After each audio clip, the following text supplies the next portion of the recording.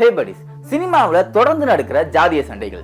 பா ரஞ்சித்னு ஒரு டைரக்டர், வெற்றிமாறன் ஒரு டைரக்டர் வளர்ச்சி கண்டதுக்கு அப்புறம் தான் சினிமா தளர்ச்சி ஆயிடுச்சு.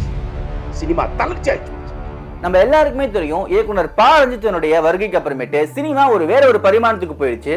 சோ பல டிஸ்கஷன்ஸ் அதை கிரியேட் பண்ணிக்கிட்டே இருக்குது. எல்லாம் அவ்வளவு சாதி இருக்கீங்க, தமிழ் சாதியால பிரிஞ்சிருக்கோம், ஒத்துக்கோ. சோ இப்போ என்னடானா, பா ரஞ்சித், வெற்றிமாறன், மாரி செல்வராஜ் இவங்க எல்லாரையும் நாங்க எதிர்க்க போறோம் அப்படின்னு சொல்லிட்டு ரிட்டையர்டான பீஸ்லாம் ஒண்ணு கூடி ஒரு மாநாட்டை போட்டிருக்காங்க. எல்லாருமே நசுக்குறாங்க, பிதுக்குறாங்கன்னு சொல்லிட்டே இருக்காங்க. நீங்கள் பிதுக்கினால் நாங்கள் நசுக்குவோம். இந்த வீடியோல கண்டிப்பா நான் உங்களை ட்ரால் பண்ண போறது கிடையாது, ஒரு சின்ன டிஸ்கஷன் ஏற்படுத்தணும் அப்படின்னு நினைக்கிறேன்.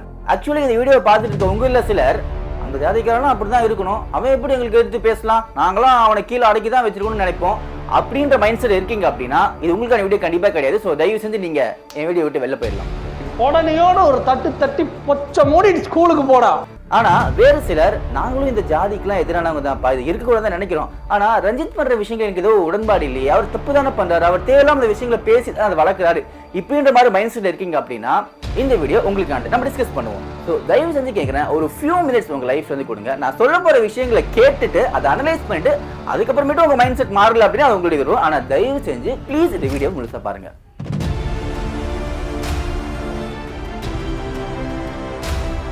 நீங்க எல்லாருமே சொல்ற குற்றச்சாட்டு, சினிமா அப்படின்றது ஒரு என்டர்டைன்மெண்ட் இல்ல ஒரு ஆர்ட். இந்த விஷயத்துக்குள்ள தேவையில்லாம ஜாதிய சண்டைய பா ரஞ்சித் தான் கிரியேட் பண்ணாரு. சோ ஓகே, இப்ப எல்லாருமே அந்த விஷயத்தை கையில எடுத்துக்கிட்டாலும் அதை ஆரம்பிச்சது என்னவோ பா ரஞ்சித் தான். அதனால எங்களுக்கு அவர் மேல ரொம்ப கோவம்பா அப்படின்னு நீங்க சொல்றது எனக்கு புரியுது. ஆனா கொஞ்சம் நம்மளுடைய சினிமா வரலாறு பின்னாடி புரட்டி பார்த்தா, உண்மையிலேயே பா ரஞ்சித்துக்கு முன்னாடி இங்க சாதி ரீதியான எந்த டாக்குமே சினிமா இருந்தது கிடையாதா? பா ரஞ்சித் வந்து தான் இதை ஆரம்பிச்சாரா? பரம்பரை பத்தி உனக்கு என்னடா தெரியும்? இந்த கவுண்ட வீட்டுல ஒரு வாய் தண்ணி குடிச்சவனுக்கு கூட தப்பு பண்ணணுங்கிற எண்ணம் வராது. இவங்கள மாதிரி 1000 பேர் வந்தாலும் என்ன வெட்டி போட்டுரும். அங்கேயும் கள்ள பையன் ரத்தம் தானே ஓடுது. சாதாரண மனசு வந்துட்டு அவனுக்கு கள்ள பையனை காட்டிட்டா தேவை ஸ்டார், தேவை ஆம்பளையா இருந்தா முன்னால வாழடே, தேவண்டா. இல்ல நீங்க தப்பா புரிஞ்சுக்கிறீங்க. அந்த படங்கள்லாம் ஜாதிய பெருமையை பேசின படங்கள் தானே தவிர்த்து இந்த மாதிரி ஒரு ஜாதிக்கு இன்னொரு ஜாதிக்கு சண்டையை முட்டி ஒரு படமே கிடையாது. சோ ஜாதி பெருமை படம்லாம் பேசலாங்க. ஏன் அவங்க கூட அவங்க ஜாதி பெருமையை பத்தி பேசிக்கிட்டீங்க, அதை பத்தி யாரும் எதுவும் சொல்ல போறது கிடையாது. ஏன் தேவையில்லாம சண்டையை கிரியேட் பண்றாங்கிறது உங்களுடைய கேள்வியா இருக்கும். ஆனா இந்த ஜாதிய சிறப்புகளையும் பெருமைகளையும் பேசுற படம் ஒரு ஜாதி சண்டைக்கு வழிவகுக்காதா அப்படின்றத ஒரு சின்ன எக்ஸாம்பிள் மூலமா பார்ப்போம். இப்ப நீங்க சொல்ற மாதிரி ஜாதி பெருமை பேசுற படங்கள்லாம் வந்துருச்சு. ஒரு தேவர் வீட்டு பையன், ஒரு நாடார் வீட்டு பையன், ஒரு கவுண்டர் வீட்டு பையன், இவங்க 3 பேரும் போய் உட்கார்ந்துருக்காங்க ஒரு இடத்துல.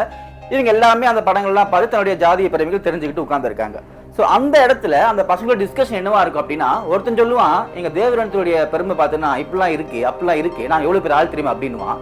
உடனே இன்னொருத்தன் சொல்லுவான், ஏண்டா நீங்க என்னப்பா இப்படி சொல்றீங்க, எங்க பெருமை என்னன்னு தெரியுமா, இவ்வளவு பெரிய பெருமை எங்களுக்கு, உங்களோட எங்க பெருமை தான் பெருசு அப்படின்னுவான். இன்னொருத்தன் சொல்லுவான், நீ என்னப்பா தேவரண்டா கவுண்டர்ன்றா, எங்க நாடாய பெருமை என்னன்னு தெரியுமா, நாங்க நாடார் அப்படின்னுவான். சோ இந்த மாதிரி நீங்க படங்கள் மூலமா சொல்லி கொடுக்கிற இந்த ஜாதிய பெருமைகளும் ஜாதிய சிறப்புகளும் அந்த 3 ஜாதிக்காரன்னு ஒன்னா உட்காரும் போது யாருடைய ஜாதி சிறப்பான ஜாதின்ற இடத்துல ஒரு ஜாதிய சண்டையை உருவாக்கும். சோ நீங்க சொல்ற மாதிரி ஜாதிய சிறப்பை நான் சொல்றேன்னு சொல்லி ஒரு படத்தை எடுத்தீங்கன்னா கூட அந்த படம் எங்க போய் முடியும் அப்படின்னு பாத்தீங்கன்னா ஒரு ஜாதி சண்டையில போய் தான் முடியும். சரி, இது மட்டும் தான் பிரச்சனையா அப்படின்னா இல்லங்க, தீண்டாமைய கூட ரொம்ப நார்மலைஸ் பண்ணி நம்ம தமிழ் சினிமா படங்கள் எடுத்திருக்கு. நம்ம பழைய படங்கள்லாம் இப்போ அடிக்கடி கேடிவில போடுவோம். நீங்க பாத்தீங்கன்னா ஒரு ஆள் பாத்தீங்கன்னா வெள்ளஞ்சொல்லிமா உங்களுக்கு நாடகம் போட்டிருப்பாரு, இன்னொரு கேரக்டர் பாத்தீங்கன்னா தோள துண்டை போட்டிருப்பாங்க, இன்னொரு கேரக்டர் பாத்தீங்கன்னா இடுப்பு துண்டு கட்டிருப்பாங்க, இன்னொரு சில குரூப் ஆஃப் பீப்புள் பாத்தீங்க அப்படின்னா சட்டையே போடாம இருப்பாங்க. சோ இப்படிதான் நம்மளுடைய சமுதாயம் பல வருஷத்துக்கு முன்னாடி இருந்துச்சு. ஒரு சாதிக்காரன் வேற சட்டை போட மாட்டான், ஒரு சாதிக்காரன் துண்டை இடுப்பு கட்டும், ஒரு சாதிக்காரன் நாடகம் பண்ணிருப்பான். இந்த மாதிரிதான் நம்மளுடைய சமுதாயமே இருந்திருக்கு. இந்த விஷயத்த தப்புன்னு கொஞ்சம் கூட சொல்லாம அப்படியே சமுதாயத்துல இருக்கிற அந்த அசிங்கமான கலாச்சாரத்தை ரொம்ப நார்மலைஸ் பண்ணி அதை கொஞ்சம் கூட கில்ட்டே ஆகாம படங்கள்ல காமிச்சிட்டு இருக்காங்க. யாரு அப்படின்னா இன்னைக்கு பஞ்சாயத்து பண்ணிருக்காங்களே இந்த இயக்குநர்கள் தான் இந்த அசிங்கத்தை காமிச்சிட்டு இருந்தாங்க. அப்பெல்லாம் இவங்க யாருக்குமே ஏன் இந்த மாதிரி படம் எடுக்கிறீங்க, இந்த அசிங்கங்களை ஏன் நார்மலைஸ் பண்ணி படத்துல காமிக்கிறீங்கன்னு சொல்லிட்டு யாருக்குமே கேட்க தோணல. ஆனா இப்ப வந்து கேள்வி கேட்டு இருக்காங்க. அண்ட் இவங்க எல்லாருமே சொல்றது வந்து பா ரஞ்சித் மாதிரி ஆட்கள் இந்த மாதிரி படம் எடுத்ததுனாலதான் அதற்கு எதிர்வினையா தான் நான் இந்த படங்கள் எடுத்திருக்கோம்னு சொல்றாங்கல்ல. ஆக்சுவலி பா ரஞ்சித் தான் ஒரு எதிர்வினையே. ஏன்னா பல காலங்களாக இந்த சினிமாவில் இப்படிப்பட்ட விஷயத்த காமிச்சு ஒரு தீண்டாமையும் ஒரு ஜாதி எதிரையும் ரொம்ப யதார்த்தமா ரொம்ப கேஷுவலா காமிச்சிட்டே இருந்த ஒரு தமிழ் சினிமால அதை உடைச்சு என்னடா எப்படியே பண்றீங்கன்னு சொல்லிட்டு அதுக்கு எதிர்வினையா வந்த ஒரு ஆள் தான் இந்த பாரஞ்சித். அந்த அவரை தொடர்ந்து மாரி செல்வராஜ், அந்த வெற்றிமாறன், நிறைய பேர் வந்து அந்த அரசியல்ல ஜாயின் பண்ணிக்கிட்டாங்க. சோ ஆல்ரெடி தமிழ் சினிமால இருக்கின்ற இந்த அசிங்கத்துக்கு எதிராக வந்தவங்க தான் இந்த இயக்குநர்கள் தான். ஆனா இன்னைக்கு இவங்க வந்து நாங்க மறுபடியும் உங்களுக்கு எதிராக படம் எடுக்க போறோம் அப்படின்னு சொல்றது எந்த ஒரு நியாயமே கிடையாது. சரி, இந்த ஜாதி ஒழிப்பு பேசுற படங்கள்லாம் பாரஞ்சித்துக்கு முன்னாடி வந்ததே இல்லையா அப்படின்னு அதுவும் கிடையாது. அந்த அரசியலுமே இதுக்கு நிறைய பேர் பேசியிருக்காங்க. அதுல எனக்கு ரொம்ப முக்கியமா பிடிச்ச படம் பாத்தீங்கன்னா நம்ம முரளி அவர்கள் நடிச்ச இரணியன் படம். பிரம்மனோட நெத்தியில பிறந்தவ பிராமணன், மார்புல பிறந்தவ சத்திரிய, தொடையில பிறந்த வைஷ்ணவன், உழைக்கிற வர்க்கம் மட்டும் உள்ளங்கால பிறந்தவன் சொல்ற உங்களோட தத்துவத்தை எரிச்சு காட்டண்டா. ஆனா இந்த படங்களுக்கெல்லாம் கொந்தளிக்காதவங்க பாரஞ்சித்தோ மாரி செல்வராஜோ எடுக்கிற படங்களுக்கு மட்டும் ஏன் கொந்தளிக்கிறாங்க அப்படின்னா 2 காரணம் இருக்கு. முதல் காரணம் என்ன அப்படின்னா, அந்த படங்களை எடுத்ததெல்லாம் தலித் இயக்குநர்கள் கிடையாது, வேற சமூகத்தை சார்ந்த இயக்குநர்கள். ஒண்ணு. இன்னொன்னு, அந்த படங்கள் எல்லாமே எப்படி இருக்கும்னு பாத்தீங்கன்னா, ஐயோ பாவம் அவங்களை அப்படி பண்ணாதீங்கன்னு சொல்லிட்டு தலித் அல்லாத ஒரு ஹீரோ வந்து அவங்களுக்காக சப்போர்ட் பண்ணி போராடுவார். சோ ஒரு சேவியரா வந்து அவங்களுக்காக நிப்பார். பாவம் பார்த்து அவங்களை அப்படி பண்ணாதீங்கன்ற மாதிரி சொல்லுவார். ஆனா இன்னைக்கு பாரஞ்சித் அவர்களோ மாரி செல்வராஜ் அவர்களோ வெற்றிமாறன் இருக்கிற படங்கள் எப்படி இருக்கு அப்படின்னு பாத்தீங்கன்னா, அந்த மக்கள்ல இருந்து ஒரு பர்சனே ஹீரோவா வராரு, அவரே எதிர்த்து கேள்வி கேட்கிறார், அவரே எதிர்த்து திருப்பி அடிக்கிறார். இதை அக்செப்ட் பண்ணிக்கவே முடியல. ஏன்னா மாரி செல்வராஜ் அவர்களை கூட பாருங்க, பரியேறும் பெருமாள் எடுக்கும்போது எல்லாம் பாராட்டினாங்க, சூப்பர் படம், கரெக்டா பேசுங்க அப்படின்னு சொல்லிட்டு. ஆனா அதே மாரி செல்வராஜ் கர்ணன் எடுத்தா எதிர்க்கிறாங்க. ஏன் அப்படின்னா, பரியேறும் பெருமாள்ல ஐயோ பாவம் அப்படின்ற ஒரு மனநிலையை கிரியேட் பண்ணாங்க. ஆனா கர்ணன்ல நீ அடிச்சா திருப்பி அடிப்பன்ற ஒரு நியாயமான கோவத்தை கிரியேட் பண்ணாங்க. ஒரு நியாயமான கோவமாவே இருந்தாலும் நீங்கெல்லாம் எப்படி கோவப்படலாம் அப்படின்ற ஒரு கேவலமான மனநிலையில தான் இந்த இயக்குநர்கள்லாம் பேசிக்கிட்டு இருக்காங்க.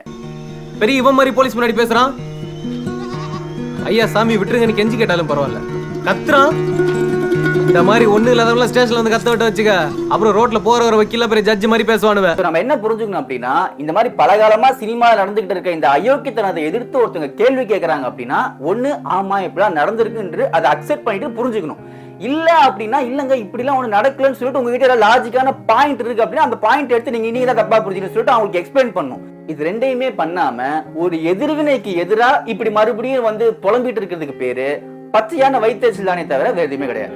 ஃபைனலி நான் உங்ககிட்ட சொல்ல வருது என்ன அப்படின்னா, இந்த வீடியோ மறுபடியும் 2 தடவை பாருங்க. 2 தடவை பார்த்துட்டு உங்களுடைய புத்தியையும் உங்களுடைய மனசாட்சியும் யூஸ் பண்ணி உண்மையிலேயே இதுல வேலிடான பாயிண்ட் இருக்கா, அப்படிதான் இந்த சமுதாயமும் சினிமாவும் இருந்திருக்கான்னு சொல்லிட்டு உண்மையிலேயே மனசாட்சியோட கொஞ்சம் யோசிச்சு பாருங்க.